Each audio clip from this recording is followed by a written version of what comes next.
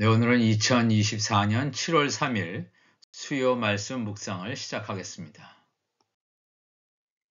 이번 주간 성경 읽기는 욥기 17장에서 욥기 33장, 사도행전 10장에서 사도행전 14장까지 말씀을 읽고 묵상하시기 바랍니다.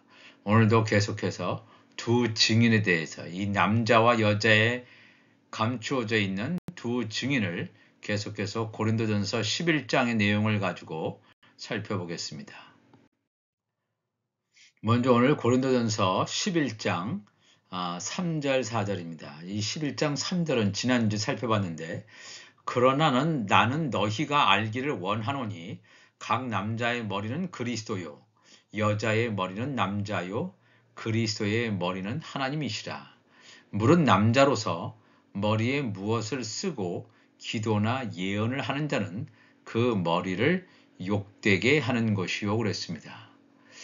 여기서 말하는 이 남자는 하늘에 속한 교회를, 여자는 땅에 속한 교회를 의미함을 우리가 알아야 합니다. 이것을 단순히 글자 그대로의 생물학적인 남성, 여성으로 이해하면 영원히 이 말씀뿐만 아니라 성경에 대한 이해를 완전히 근원적으로 차단하게 되기 때문입니다.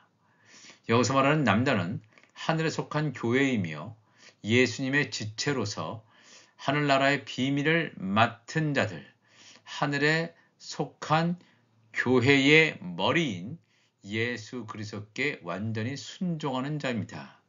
성령 안에서 머리이신 예수님과 몸인 남자, 즉 하늘에 속한 교회가 한 몸으로 연합을 이루는 본질적으로 동일한 본질을 가지고 있기 때문에 가능한 것입니다. 여기서 남자가 머리에 쓰지 않고 두건이든, 이것은 구약 성경의 엘리사의 모습을 통해서도 엿볼 수가 있습니다. 그러면 이 엘리사의 모습이 어떠했는지 열왕기 하 2장 23절에서 25절까지의 말씀을 가보겠습니다. 엘리사가 거기서 베델로 올라가더니 그가 길에서 올라갈 때에 작은 아이들이 성읍에서 나와 그를 조롱하여 이르되 대머리여 올라가라, 대머리여 올라가라 하는지라. 엘리사가 뒤로 돌이켜 그들을 보고 여호와의 이름으로 저주하며 곧 수풀에서 암곰 둘이 나와서 아이들 중에 42명을 찢었더라. 엘리사가 거기서부터 갈멜산으로 가고 거기서 사마리아로 돌아왔더라. 여기서 우리가 이 말씀을 잘 봐야 됩니다. 엘리사가 베델로 올라갔을 때의 그런 상황을 여기서 말하고 있는데, 젊은 아이들이 엘리사를 향하여 대머리라고 그렇게 조롱을 하지요. 놀리고 있습니다. 여기서 나오는 젊은 아이라고 하는 것은 그냥 나이가 젊은 아이가 아니라 율법 아래에 있는 자를 이야기합니다. 이 하나님의 말씀은 비유적으로 기록이 되어 있습니다. 이 아이들이 엘리사, 즉 하나님의 아들 엘리사를 조롱하고 있습니다. 율법 아래에 있는 자들은 창세전에 감춰두신 하나님 나라의 비밀을 알지 못하기 때문에 하나님의 아들 예수 그리스도의 지체, 이들을 조롱하고 있다라고 하는 것입니다.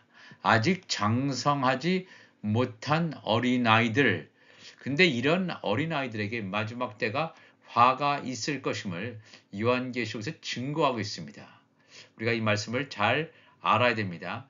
이 말씀이 온전히 채워지지 못하고 이 말씀을 깨닫지 못했을 때 어떠한 화가 있을지 이 성경은 우리에게 증거하고 있다 하는 것을 여기서 우리가 깨달아야 됩니다.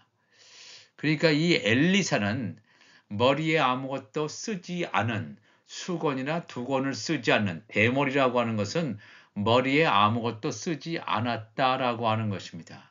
즉 처음부터 영의 생명, 남자의 머리이신 그리스도, 그 그리스도의 지체였다 하는 것을 증거하는 말씀입니다. 그러니까 우리가 이것을 잘 깨달아야 될 줄로 믿습니다. 그러니까 이 아이들, 율법 아래에 있는 자들이 성령의 기름 부음 받은 자, 즉 엘리사를 조롱했을 때 그들이 큰 화를 당한다 하는 것을 이 성경은 여기서 증거하고 있습니다. 그리고 또한 신약 성경에서 사도행전 18장 18절 보면 바울은 더 여러 날 머물다가 형제들과 작별하고 배 타고 수리아로 떠나갈새 브리스길라와 아굴라도 함께 하더라.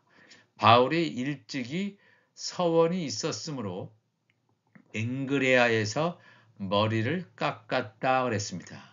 사도 바울이 갱그레아에서 왜 갑자기 머리를 깎았을까? 우리가 이 구절을 바울이 하나님께 헌신하는 나실인의 표시다.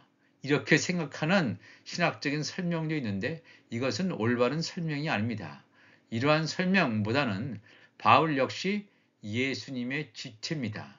하늘에 속한 교회인 남자로 머리에 무엇을 쓰지 않는 것을 정확히 보여주고 있는 상징적인 사건이라고 할 수 있습니다.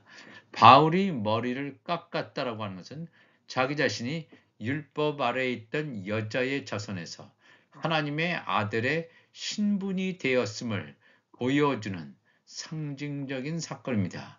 바울의 신앙 여정을 통해서 바울은 율법 아래에 있는 자가 아니라, 물론 예수님을 만나기 전에는 율법 아래에 있었습니다. 그러나 예수님을 만난 이후에는 더 이상 율법 아래에 있는 자가 아니라 하나님의 아들의 정체성을 가진 자로 남자의 부활 생명이 되기 위해서 고대하고 기대했던 그 자였음을 우리가 깨달아야 될 줄로 압니다.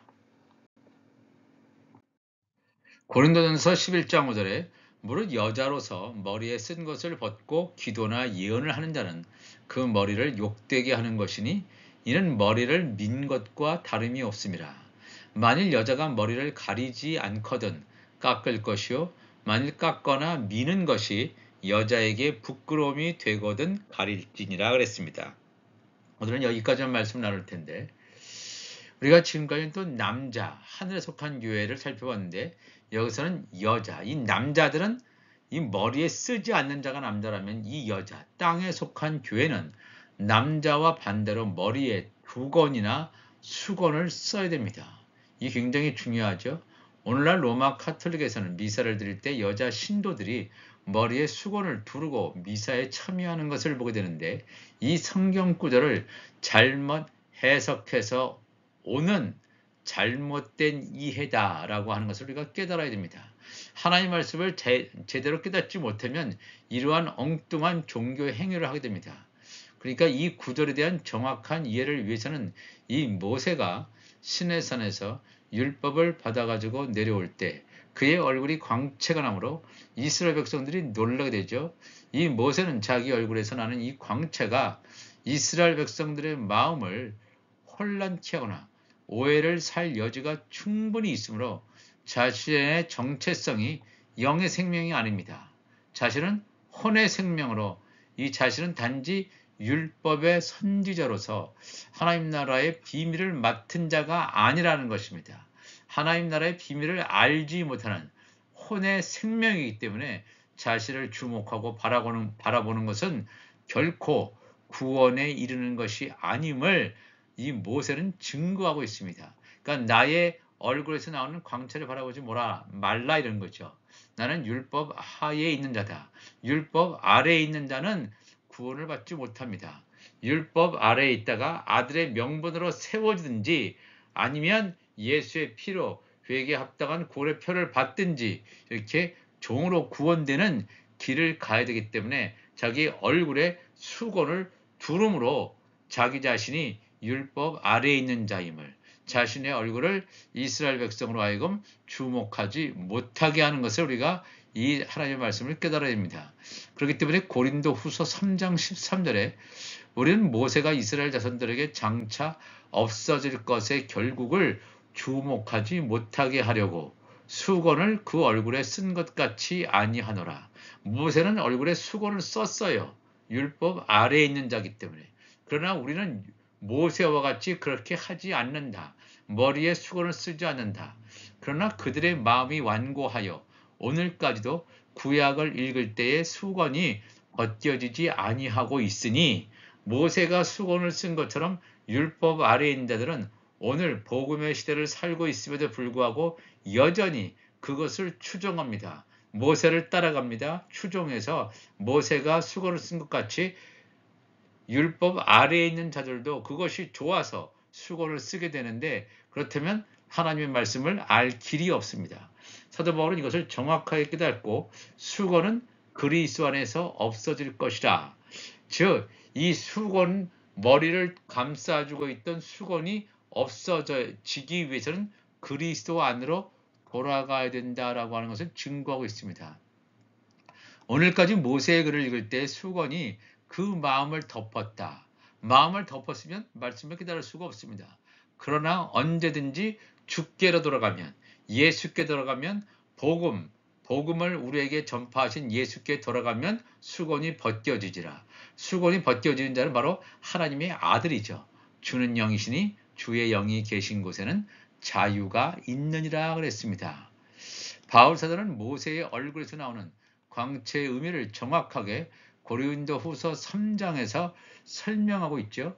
자신의 얼굴에서 빛나는 광채라고 하는 것은 장차 없어질 것의 결국입니다. 율법, 이 선악과로 상징되는 율법은 새 예루살렘 성에서는 사라지고 만다 하는 것을 우리가 알게 됩니다. 에덴 동산에서 생명나무, 선악과 나무가 나란히 존재하고 있었는데 복음과 율법을 상징적으로 표현하고 있는 이 생명나무, 선악과 나무가 새 하늘과 새 땅에서는 선악과 나무는 사라지고 생명나무의 열매와 잎사귀만 등장하는 것을 우리가 볼 수 있습니다. 이 모세가 말하는 장차 없어질 것의 결국이란 율법이 예수 그리스도에 의해서 성취되고 나면 없어질 뿐만 아니라 율법으로는 구원을 받을 수 없기 때문에 자신의 얼굴에 수건을 쓴다라고 하는 것입니다. 그렇기 때문에 자신의 정체성은, 모세의 정체성은 영의 생명이 아니라 혼의 생명이라는 것입니다. 오늘날까지도 구약 신약 성경을 읽을 때 수건을 덮은 채로 말씀을 읽는 사람들을 수없이 보게 됩니다. 즉 율법 아래에 있는 상태로 신구약 성경을 보게 되면 여전히 자유하지 못하고 갇히게 된다는 것입니다. 이 바울이 제시하는 해결책은 그리스도 안에 있어야 함을 강조하고 있습니다. 이 말은 창세전에 말씀 안에 좋은 씨로 있었던 영의 생명만이 죄와 사망의 법에서 매여 신음하고 있었는데 생명의 성령의 법으로 자유하게 됨을 증거하고 있습니다. 주께로 돌아가지 않으면 여전히 율법 아래에 있게 됩니다. 여전히 율법에 매이게 되고 자유하지 못한다라고 하는 것입니다. 주는 영이시니 주의 영이 계신 곳에는 자유가 있음을 증거합니다. 하나님의 성령이 내주하심으로 성령의 지배와 인도하심을 받는 사람만이 율법의 매임에서 놓여나서 자유하게 되고 창세전에 감춘 하나님 나라의 비밀을 알게 된다는 것입니다. 땅에 속한 교회인 여자의 머리는 예수님이 아니라 남자입니다. 즉 하늘에 속한 교회입니다. 그러므로 혼의 생명들은 영의 생명인 하늘에 속한 교회에게 순종하여 말씀을 배울 것을 권면하고 있습니다. 이 여자가 자기의 정체성이 땅에 속한 교회인데 그것을 알지 못하고 머리에 쓴 수건을 함부로 벗는다는 것은 자기 자신을 남자로, 즉 하늘에 속한 교회로 잘못 오인하는 데 있다라고 하는 것입니다. 물론 영의 생명이든 혼의 생명이든 천국 복음이 오기 전까지는 율법 아래에 있었습니다. 혼의 생명처럼 땅에 속한 교회처럼 생각하며 살아오다가 복음이 임했을 때 아들의 명분으로 세워지는 자가 분명히 있을 것입니다. 하지만 복음이 임했는데도 여전히 율법 아래의 삶을 선호하게 된다면 그의 영적 정체성은 영의 생명이 아니라 혼의 생명임을 알아야 합니다. 그렇다면 여자는 자신의 정체성대로 머리를 밀 것이 아니라 가리는 수건을 써야 한다는 것입니다. 이 율법 아래에 있는 생명으로 예정되어 있다면 자기 머리에 쓴 수건을 벗을 수 없다는 것입니다. 이 말씀은 남자는 남자의 정체성대로, 여자는 여자의 정체성대로 가게 될 것임을 증거하고 있습니다. 아무리 여자가 남자의 흉내를 내고 남자의 길을 가고자 하여도 갈 수 없다는 것입니다. 그리고 또한 그 사람이 남자라면 복음이 오기 전에는 여자의 정체성인 것처럼 살아왔다고 하더라도 복음이 임했을 때 창세전에 하나님의 뜻에 따라 남자의 정체성으로 돌아오게 될 것임을 이 고린도전서 이 11장 3절에서 6절까지 말씀은 계속해서 증거하고 있습니다. 이 시간 다 같이 기도하시겠습니다. 하나님 아버지 감사합니다. 오늘도 우리를 살아계셔서 역사하시는 하나님 아버지 감사합니다. 이 말씀을 우리가 깨닫게 하시옵소서. 이 말씀이 굉장히 깊은 영역의 말씀인데 이 말씀을 지금까지 제대로 깨닫지 못해서 많은 혼란이 있어 왔고 하나님의 말씀을 제대로 이해하지 못했습니다.